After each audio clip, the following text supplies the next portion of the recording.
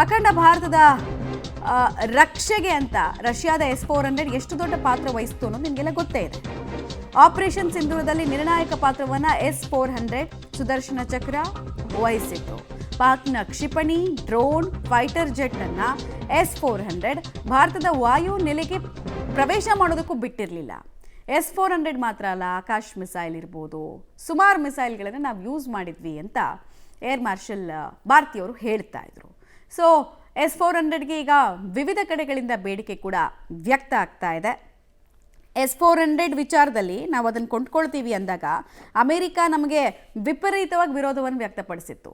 Operation ಸಿಂಧೂರದಲ್ಲಿ ನಿರ್ಣಾಯಕ ಪಾತ್ರವನ್ನು S-400 ವಹಿಸಿತ್ತು. Air defence system ಎಷ್ಟು ಪ್ರಬಲವಾಗಿದೆ ಅನ್ನೋದು ಗೊತ್ತಾಯಿತು. ಪಾಕ್ನ ಕ್ಷಿಪಣಿ ಮತ್ತು ಡ್ರೋನ್, ಫೈಟರ್ ಜೆಟ್ಗಳನ್ನು S-400 ಸಲೀಸಾಗಿ ಹೊಡೆದುರುಳಿಸ್ತು. ಕೇವಲ ಇವ್ರದ್ದು ಮಾತ್ರ ಅಲ್ಲ, ಚೀನಾ ವೆಪನ್ಗಳು ಡಮ್ಮಿ ನಮ್ಮ ಮುಂದೆ ಅನ್ನೋದನ್ನ ತೋರಿಸ್ಕೊಡೋ ನಿಟ್ಟಿನಲ್ಲಿ S-400 ದೊಡ್ಡ ಪಾತ್ರವನ್ನು ವಹಿಸಿತು. ಹೀಗಾಗಿ ಹೆಚ್ಚುವರಿ ಖರೀದಿಗಾಗಿ ಭಾರತ ಸಜ್ಜಾಗ್ತಾ ಇದೆ. ಪ್ರಸ್ತುತ ನಮ್ಮ ಹತ್ರ 4 ಇದೆ. ಇನ್ನೂ ಹೆಚ್ಚಾಗಿ S-400 ಅನ್ನು ರಷ್ಯಾದಿಂದ ತರಿಸ್ಕೊಳ್ತೀವಿ ಅಂತ ಭಾರತ ಹೇಳ್ತಾ ಇದೆ. ಜಗತ್ತಿನಲ್ಲಿ ಅತ್ಯಂತ ಅಡ್ವಾನ್ಸ್ಡ್ ಟೆಕ್ನಾಲಜಿನ S-400 ಹೊಂದಿತ್ತು. ಇದ್ರ ಬಗ್ಗೆ ಯಾವುದೇ ಡೌಟ್ ಇರಲಿಲ್ಲ. ಕಾರಣ ರಷ್ಯಾ ಮತ್ತು ಉಕ್ರೇನ್ನ ವಾರ್ ಏನು ನಡೀತಾ ಇತ್ತು, ಅದರಲ್ಲಿ ವಾರ್ ಟೆಸ್ಟೆಡು.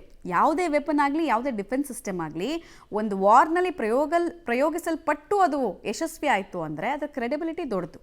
600 ಕಿಲೋಮೀಟರ್ನಿಂದಲೇ ಶತ್ರುಗಳ ಚಲನವಲನ ಟ್ರ್ಯಾಕ್ ಆಗುತ್ತೆ. ಯಾವುದೋ ಒಂದು ಕ್ಷಿಪಣಿಯನ್ನು 600 ಕಿಲೋಮೀಟರ್ ದೂರದಲ್ಲಿ ನಿಂತ್ಕೊಂಡು ಹಾರಿಸಿದ್ರು ಅದ್ರ ಬಗ್ಗೆ ಇದಕ್ಕೆ ಗೊತ್ತಾಗುತ್ತೆ. 400 ಕಿಲೋಮೀಟರ್ನಲ್ಲಿರುವಾಗಲೇ ಆ ಟಾರ್ಗೆಟನ್ನು ಕಂಪ್ಲೀಟಾಗಿ ಧ್ವಂಸ ಮಾಡೋದಕ್ಕೂ ಇದು ಯೂಸ್ ಆಗುತ್ತೆ. 100 ಟಾರ್ಗೆಟ್ಗಳನ್ನು ಏಕಕಾಲಕ್ಕೆ ಟ್ರ್ಯಾಕ್ ಮಾಡಬಲ್ಲಬಹುದಾದಂತಹ ಸಾಮರ್ಥ್ಯ S-400 ಇದೆ.